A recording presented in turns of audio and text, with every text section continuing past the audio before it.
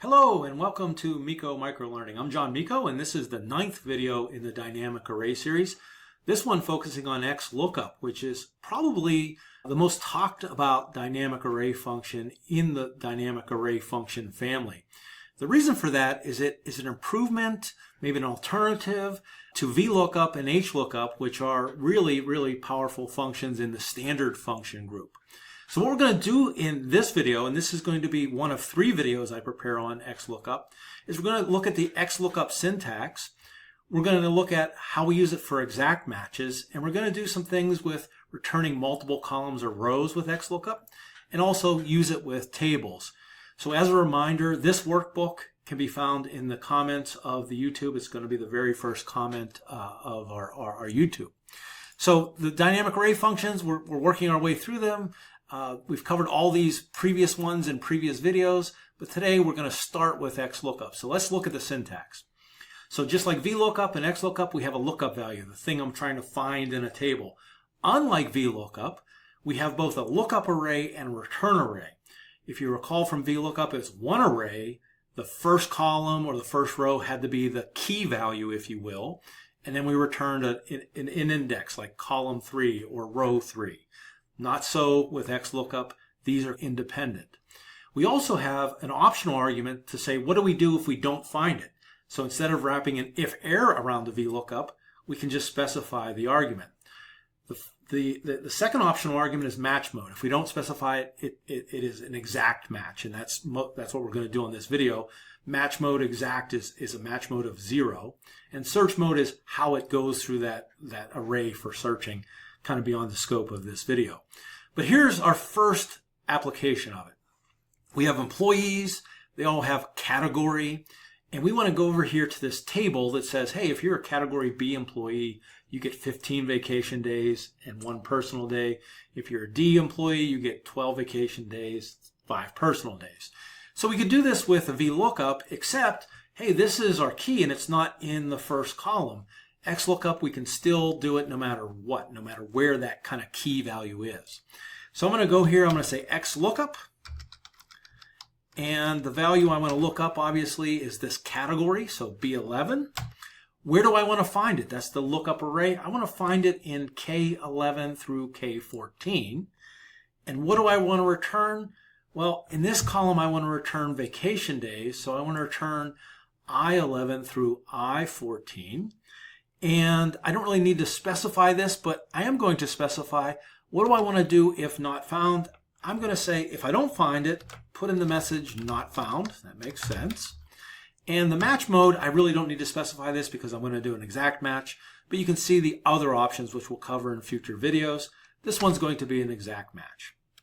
So I'm going to end parenthesis, and it looks like it worked for Kala.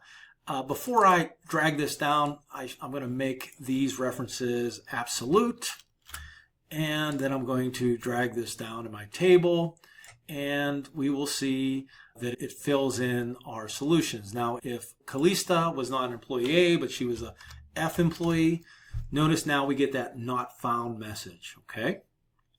This is all very nice.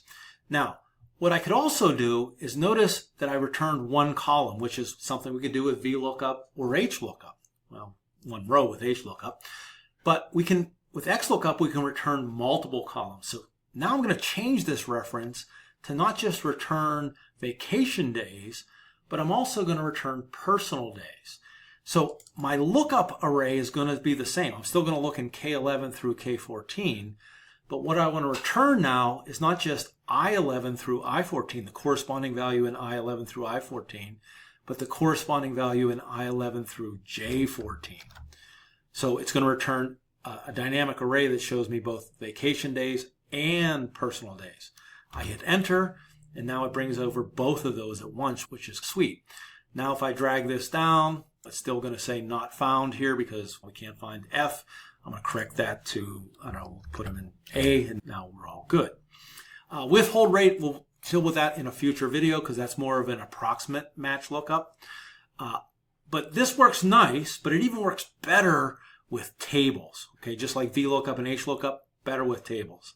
So let's go to a table that I have pre-built here, a big table, sales detail. So it has row ID, which is just a sequential number, and then it has an order ID, kind of has the key here, has customer name, order date, ship date, all of these fields.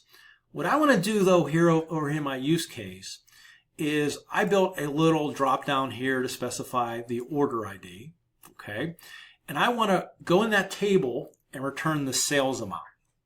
So that's pretty simple because it's in tables. I don't have to worry about array references because it's in a table. I'm going to say equal XLOOKUP, and I'm going to look up whatever is in B10, and I'm going to go to the sales detail table. And where should I expect to find that order ID? Well, obviously I'm going to find that in the order ID field.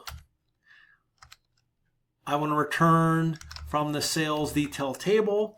I want to return the sales amount. I'm not going to do anything if not found because I'm going to find all these, so I'm not going to give it any optional arguments. I'm going to hit end parenthesis and hit enter, and it's going to find that exact order ID, and I basically built a little lookup. I want you to do the same thing with profit. So use that same value, but instead of returning sales, return profit. But once again, remember, XLOOKUP doesn't just need to return one value. It can return an array of values. So I'm going to say, not only do I want to see the sales amount, but I want to see the whole row. So here in A15, I'm going to enter XLOOKUP. I'm going to look up the order ID in the sales detail table. And I'm going to find that order ID. And I'm going to return everything, okay, the whole row. Okay, so if we look at that, I'm going to go and look at that function so you can see it a little better. Let me make it a little wider. Oops, let me make it a little wider so you can see it. Okay, so basically I'm saying find B10 in order ID of the sales detail table. It's a primary key or a unique key, and return the whole matching sales detail record. I didn't specify a column in that table, just everything. So now we kind of build ourselves like a little, I don't know, database / list query where I can give someone a tool where they can look up things, right? So if I can specify, I can start typing ahead here. And I'll talk about in a later video how we make that data validation, that little drop down. But that's beyond the scope of this video. So that's our first video on XLOOKUP. I hope you enjoyed it. I hope you're using it. I'm going to record another video on XLOOKUP with the approximate matches.